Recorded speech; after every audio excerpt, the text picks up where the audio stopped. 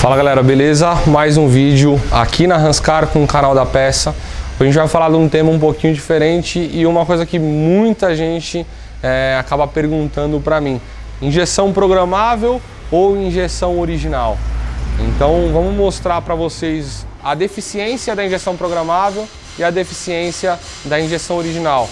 E aí vocês nos comentários coloquem embaixo o que vocês acham, qual que é o melhor ou qual que é o pior. Então vamos explicar qual é a diferença de uma e de outra.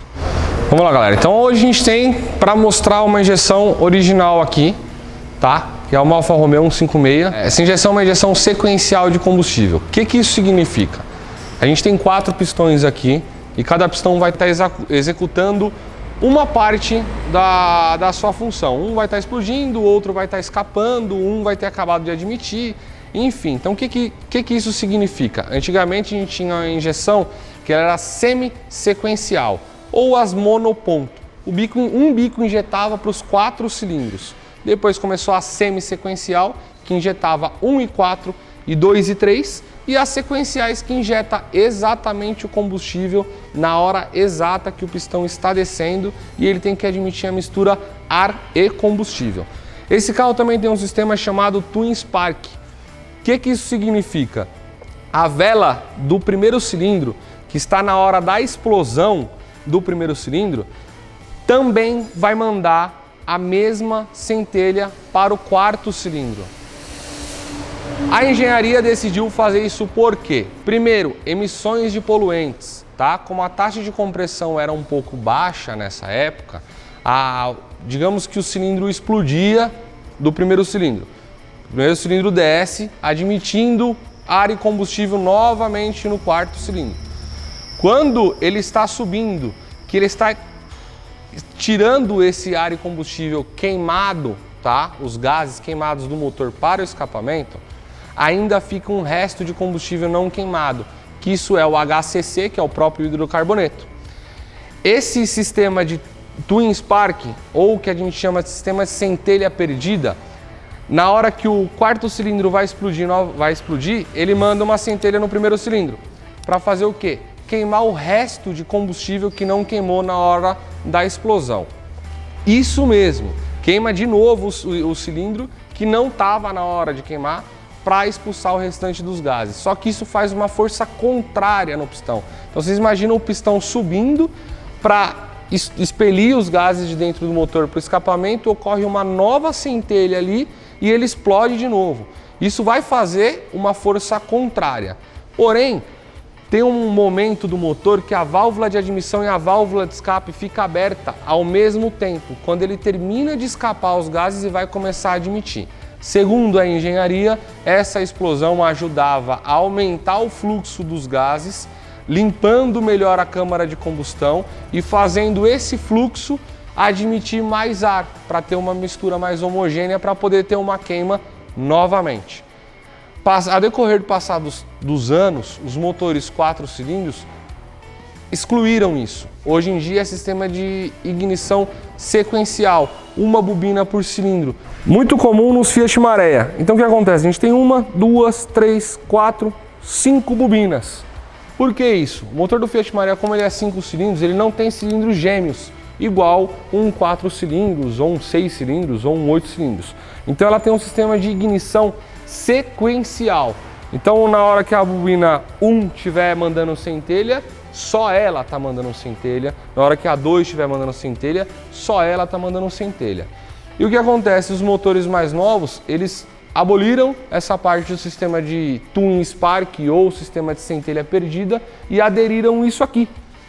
Tanto é que os motores 3 cilindros novos, que todo mundo, o próprio Up, que todo mundo adora, que anda muito, ele usa o sistema de centelha sequencial.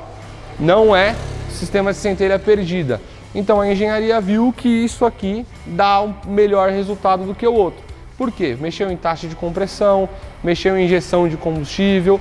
Conforme foi evoluindo a parte da injeção, entre aspas, voltou no passado. Por que voltou no passado? Quem lembra do Gol, quem lembra do próprio Fusca, que tinha um rotor do distribuidor que ia girando e ia mandando centelha de vela por vela. É basicamente isso aqui. Então, em meados de 1989, a Fiat com um motor Fiasa, aquele carburadorzinho chato EcoBox, para quem é um mecânico das antigas vai saber o que eu estou falando, já tinha sistema de centelha perdida. Era uma roda fônica, igual é nos carros mais atuais, e mandava centelha no 1 e 4, 2 e 3, igual é hoje em dia nos carros, no caso que foi literalmente excluído, a engenharia excluiu. Então, acredito que é um tema um pouco diferente, né? A própria evolução das coisas acabou voltando no passado e viu que realmente é melhor um sistema desse, ao invés de ficar mandando centelha na hora que não tem que mandar, no pistão que não precisa de queimar, e os motores, tanto é que os motores são mais fortes hoje em dia, como já foi no passado. Então vamos lá, digamos que isso aqui finge, tá? Que isso aqui é um motor 4 cilindros. Tá? Então a gente tem 4 pistões. Os motores 4 cilindros, eles são cilindros gêmeos. O que é cilindro gêmeo? Sempre sobe 2, desce 2. Os mesmos 2 que desceu, vai subir, os outros vão descer. Bem simples, tá? Então o que acontece? Digamos que o primeiro cilindro aqui, tá? Ele tá na hora de explodir. Então o que vai acontecer no primeiro cilindro? Ele vai, finge que isso aqui é uma centelha, tá? Para fazer ele descer, correto? Só que é o seguinte, tem uma coisa chamada ponto de ignição. O que é o ponto de ignição? Quando o pistão estiver subindo, ele já ocorre a centelha, tá?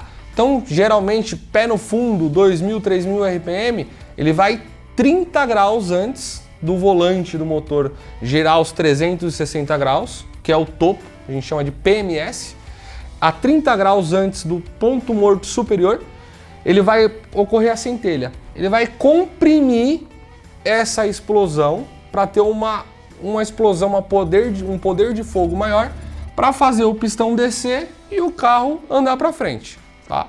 Então o que acontece? Na hora que tem 30 graus, antes de chegar no ponto morto superior, ocorre a centelha. E o sistema Twin Spark, ou sistema de centelha perdida, faz o quê? Manda aqui. Só que esse pistão ele está subindo para expelir os gases para o escapamento. Então o que está acontecendo aqui na hora que você tem uma centelha, mesmo com a válvula de escape aberta?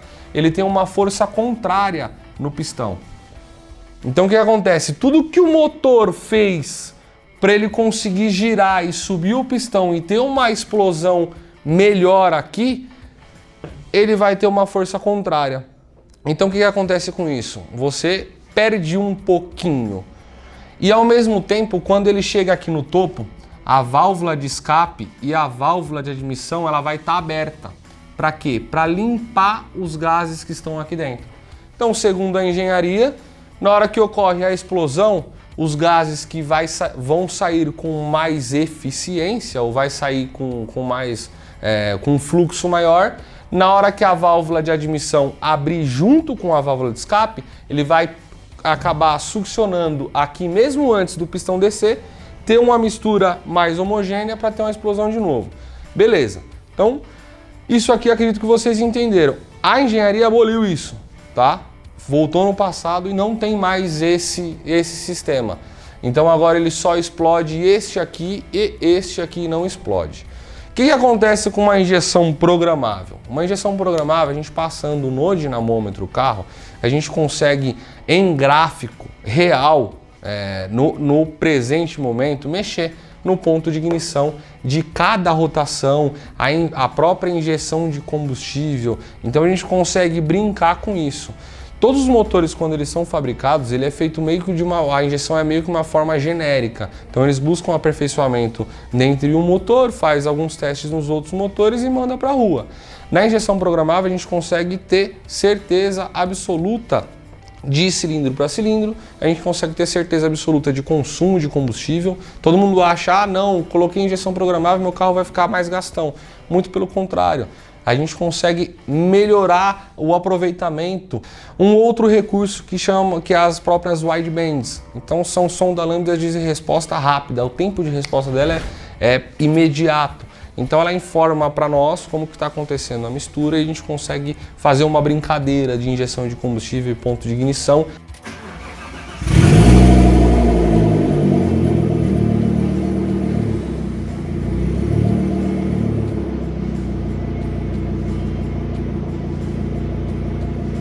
aproveitando melhor o consumo de combustível e potência, mesmo nas injeções semi-sequenciais, que seria o quê?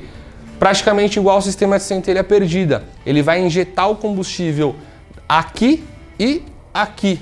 Mesmo na hora que esse aqui só está explodindo, a injeção semi-sequencial, ela injeta o combustível aqui. O combustível ele vai se tornar líquido ali, vai ter uma perda, obviamente. Quando ele pega no pé da válvula, ele se transforma em gasoso novamente e derruba a temperatura na válvula de admissão, tá? Então ele dá uma refrigerada no motor. Significa que é melhor que o sistema de sequencial? Não. Significa que você, mesmo com uma injeção programável, num sistema semi-sequencial, se a pessoa que estiver fazendo o acerto consegue ter um aproveitamento melhor até mesmo que as injeções originais. Um outro ponto das injeções originais, até que todo mundo condena muitas coisas e reclama muitas coisas, é o fato do seguinte: tem uma peça chamada MAF. Ela vai medir quantos quilos de ar hora entra dentro do motor. Só que todo mundo sabe que a gente está no Brasil, a gente está em São Paulo e tem muita vibração, tem muito buraco. Então o que acontece? Uma peça que é um sensorzinho muito frágil, que ele funciona como se fosse um sistema de resistência de chuveiro. Ele aquece, mede a temperatura, conforme você acelera o carro, entra o ar, ele derruba a temperatura e informa para o módulo quanto que está entrando de ar para poder fazer o ajuste da mistura. Então a injeção original ela trabalha constantemente se corrigindo. Só que a gente breca nesses próprios sensores, dos sensores originais. Aí é onde você tem que entrar lá no canal da peça e comprar um sensor novo para poder colocar no carro. As injeções eletrônicas programáveis, elas conseguem trabalhar com esses sensores ou sem esses sensores, tá? Sem o sensor MAF, porque ele tem um sensor MAP integrado. Ele tem uma forma um pouco diferente de fazer uma análise de ar que está entrando. E o que acontece, galera? As injeções programáveis, elas conseguem ter um ajuste um pouco diferente das injeções originais. Então a gente consegue literalmente ajustar com o combustível que você coloca no seu carro, no posto de gasolina, tá? Então, e não depende de tantos sensores sensíveis a ter falhas. O próprio MAF, sensor de detonação. Toda injeção original tem um sensor de detonação, mostra uma pré-ignição na hora da explosão, tá? Aí ela vai informar para o módulo que tem uma pré-ignição e aí o módulo vai atrasar o ponto ou vai adiantar o ponto de ignição, enfim, a gente acaba bloqueando essas coisas e trabalhando com o que realmente interessa, que é a injeção de combustível e o ponto de ignição, e a gente consegue usar ignição sequencial também. Tá? Na verdade, acabar atualizando o seu carro, o seu motor, para os dias de hoje, até mesmo equivalente às injeções eletrônicas originais mais atualizadas, digamos assim. Então, o que acontece? Injeção eletrônica programável, você não fica fora de ter que comprar um sensor novo, até porque usa sensor temperatura do ar, usa sensor temperatura da água e alguns outros, sensor de TPS, que é a posição de borboleta, que é igual os originais. Então você ainda assim tem que comprar. O correto quando vai instalar uma injeção programável é trazer um jogo de sensores novos, tá? Para não ter problema, porém você elimina alguns outros, principalmente o sensor da MAF, que dá muito problema em Audi, dá muito problema em maré, dá problema em vários carros aí que a gente tem uma dor de cabeça. Então esse é o ponto da injeção eletrônica programável. A gente consegue ter um ajuste muito mais fino, tá? A gente consegue fazer um ajuste de carro para carro. Injeção eletrônica original não. Porém, a galera que quer turbinar o carro, tem muitas pessoas que fazem o remap, a reprogramação ou o chip na injeção eletrônica original. Eu não gosto porque o chicote está lá no carro desde quando foi fabricado. Então o chicote ele é à base de borracha e plástico. Então esquenta, esfria, começa a trincar o chicote. Aí acha que é o sensor, não é o sensor, quando vai ver o chicote queimou o sensor. Quando você compra uma injeção eletrônica programável, você vem com um chicote novo e faz uma instalação totalmente nova. Então o que significa isso? Vai trocar todos os conectores, vai trocar os sensores, vai fazer tudo novo. Então aí sim você vai ter uma confiança de fazer uma viagem longa, no caso, e um carro um pouco mais velho, com a injeção original, só feito um remap, ou no caso só feito um chip de potência, você não tem a mesma confiança, porque você depende de muitas coisas velhas. E como eu falei, muita vibração, solo, as ruas de São Paulo são muito ruins e acaba prejudicando, acaba dando mau contato, enfim. Tem algumas injeções eletrônicas programáveis que elas são praticamente plug and play. Você tira o modo de injeção original do carro e coloca ela e faz só o ajuste. E ela aproveita muitas coisas, inclusive o chicote da injeção original. Não é que não aconselho, eu não gosto justamente por ter chicote interrompido, usa relé velho, usa chicote velho e, cara, já está investindo, vamos investir numa coisa nova. Hoje a gente trabalha com a Ingepro, a gente tem uma parceria na oficina com a própria Ingepro e não tem nem o que falar da injeção, tem outras injeções boas também, não é só a Ingepro que é boa, mas eu prefiro a Ingepro porque tem alguns recursos. Quem quiser saber mais sobre os recursos da Ingepro, deixa nos comentários do vídeo, a gente aborda o que vocês quiserem, se vocês acharem que deve falar sobre a Ingepro, a gente pode fazer um outro vídeo explicando apenas sobre ela. Então é basicamente isso, falamos do sistema de centelha perdida ou Twin Spark, que seja, sistema de injeção sequencial ou semi-sequencial. A Ingepro tem sistema de injeção sequencial que funciona até carro V12, tá? Então funciona com qualquer carro. Então se você tem um problema no carro, às vezes está no mecânico, não consegue descobrir qual que é o defeito, das duas uma, ou liga pra gente, pode tentar ajudar o próprio mecânico, ou tira e coloca uma injeção programável e seja feliz, tá? E compre sempre a peça, sempre quando for instalar a injeção eletrônica programável ou quando vocês forem fazer uma manutenção, entra no canal da peça, as peças são de qualidade, vai chegar bonitinho para vocês, tá? Então, muito cuidado com o sensor MAF, às vezes ele informa uma quantidade de ar que está entrando errada. Então a gente chega no mecânico lá e fala, meu carro tá falhando, meu carro tá fraco, tá não sei o quê, e às vezes está marcando lá no scanner que ele tá te passando uma informação, né? Só que nem sempre é a informação correta. Por isso que eu gosto de tirar o sensor MAF do carro. Ou tem que comprar um novo e já sabem onde vão comprar. E é isso aí, deixa os comentários aí, se quiser uma dúvida, outro vídeo, falar da Ingepro, falar mais sobre a injeção eletrônica original, qual é a dúvida de vocês, a gente está aqui para isso, para poder ajudar vocês, mecânicos, deixem dúvidas aí, se no que eu puder ajudar todo mundo, eu vou estar sempre aqui para ajudar, o canal da peça também está aqui hoje para ajudar todo mundo, e é isso aí. Obrigado, espero que tenham gostado do vídeo, até a próxima.